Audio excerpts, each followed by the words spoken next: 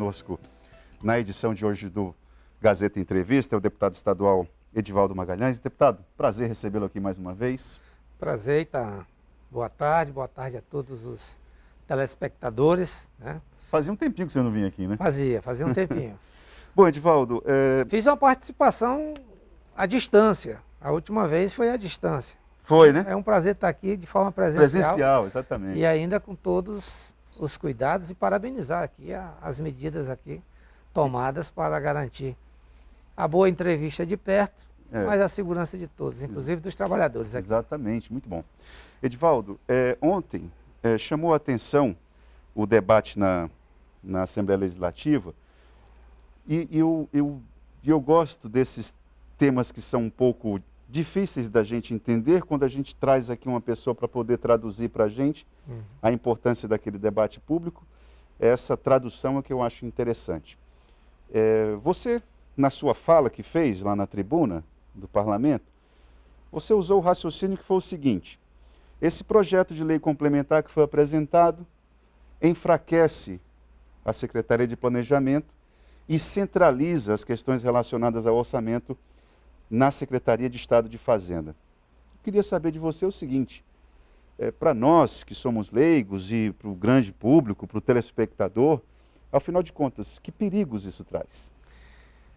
Olha, à medida que o governo enviou, através de um projeto de lei, para ser votada com urgência, e houve toda uma mobilização por parte da bancada do governo para que fosse aprovada com a emergência necessária, é simplesmente esvaziar os poderes da Secretaria de Planejamento e concentrar toda a parte da execução orçamentária na Secretaria da Fazenda. Qual o problema disso? Trocando em miúdos, nós estamos chegando já no final do terceiro ano do governo, né?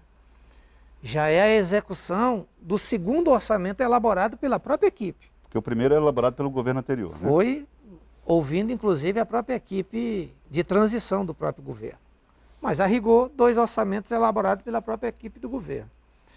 Ora, se o governo está tendo dificuldade de implementar os seus programas, de transformar o que tem em caixa em projeto, licitar, contratar e fazer a execução financeira do dinheiro que tem, imagine ele eliminando as atribuições da Secretaria de Planejamento e concentrando tudo na boca do caixa, na Secretaria da Fazenda, que tem uma tarefa hercúlea, que é de fazer a arrecadação, fazer a concentração da liberação dos recursos, etc. Agora, ganha mais poder. No fundo, o que o governo está fazendo é transformando uma velha disputa que existe em todos os governos entre os que integram a Fazenda e os que integram o planejamento, para ver quem é que manda mais.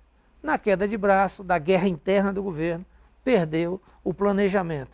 Eu acho que perde, inclusive, a qualidade do gasto público.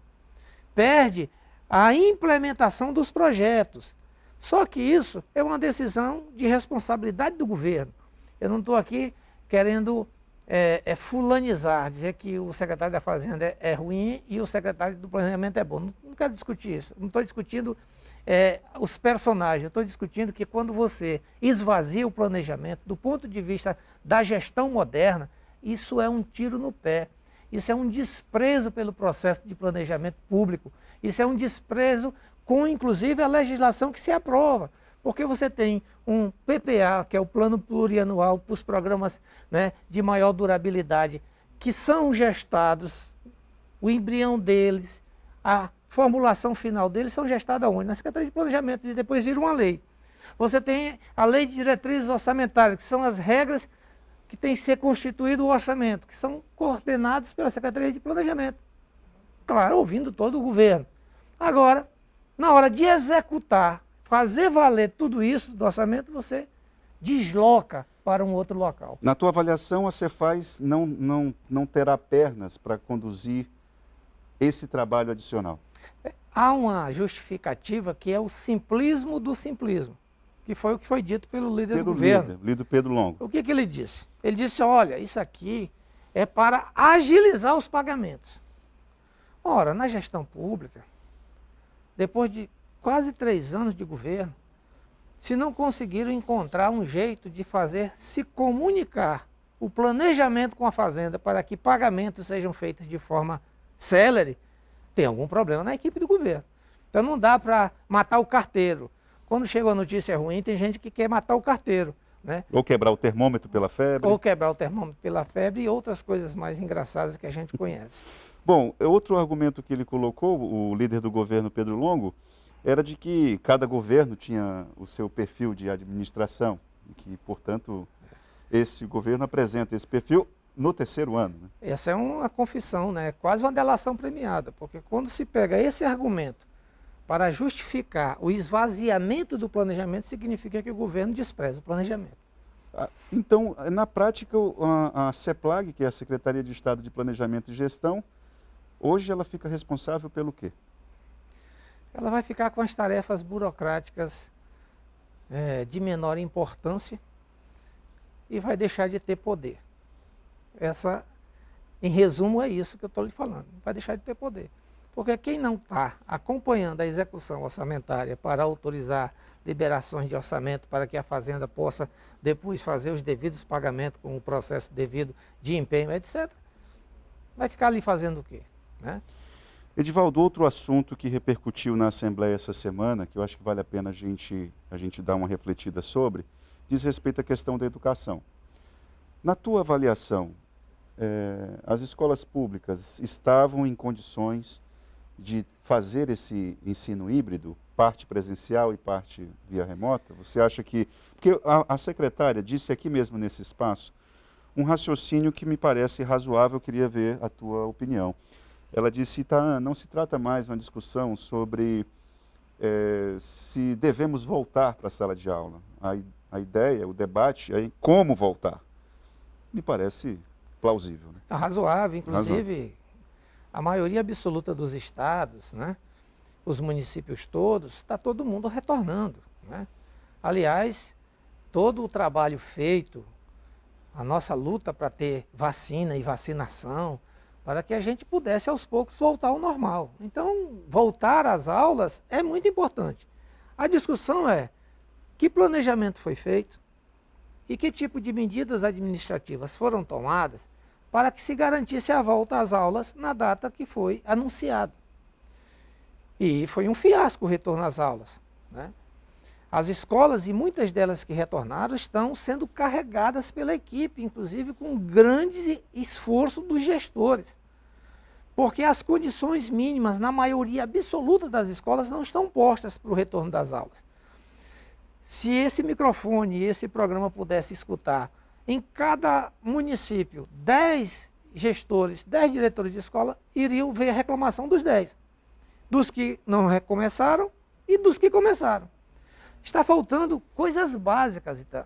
Por exemplo, eu tive um relato de uma diretora ontem, por isso o pronunciamento que eu fiz na Assembleia, ela disse, eu não tenho um funcionário para botar aqui para receber os alunos, porque são terceirizados. Foram dispensados. Foram dispensados e, para retorno das aulas, não foram recontratados.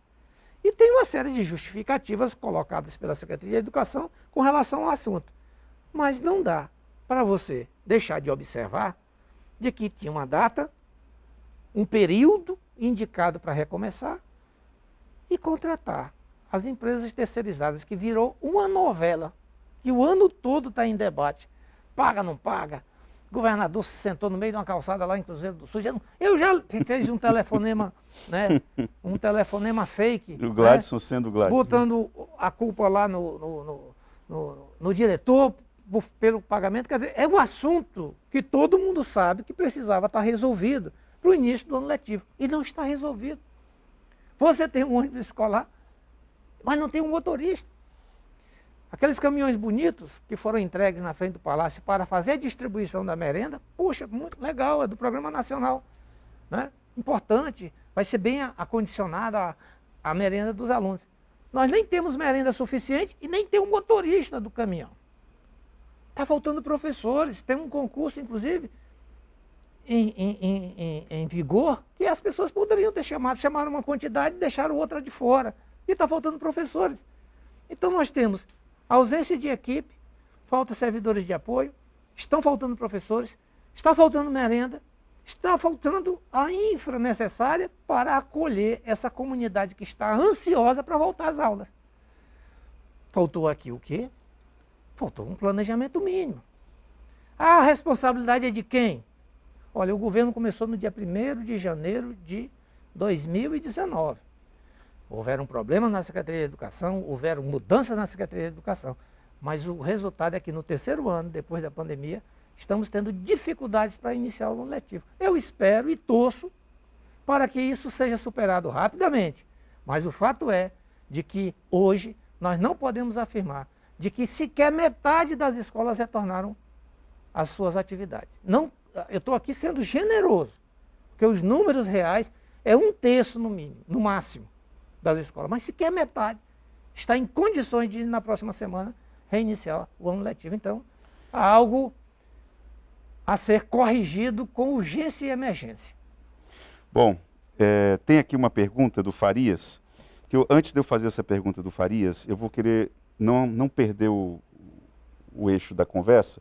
Você falou a respeito da questão da merenda escolar, e aí isso me remete à questão da compra que o governo é obrigado a fazer da pequena agricultura, da agricultura familiar. E o orçamento do ano que vocês vão avaliar está apontando aí a diminuição, é isso? De recursos para a agricultura. Um setor que o próprio governo do estado em campanha falou, o então candidato, né, falou que seria o grande vetor da gestão. Eu queria que você falasse a respeito disso após o intervalo. Como é que vocês, como é que vai ser a condução desse debate na Assembleia Legislativa? Agora eu vou deixar, além dessa questão, eu vou deixar essa pergunta do Farias para que você responda. Boa tarde, Itaã. Pergunte para o deputado Edivaldo se ele mesmo já se resolveu com a Justiça em relação às improbidades administrativas praticadas no DEPASA. O Farias está perguntando em relação à sua passagem pelo DEPASA, os problemas no Tribunal de Contas, no Tribunal de Justiça. Ele está perguntando se você já se resolveu em relação a isso. Mas você responde... Em respeito ao Farias, vamos deixar para depois do intervalo? A hora. Vamos para o intervalo e já voltamos com o deputado Edivaldo Magalhães.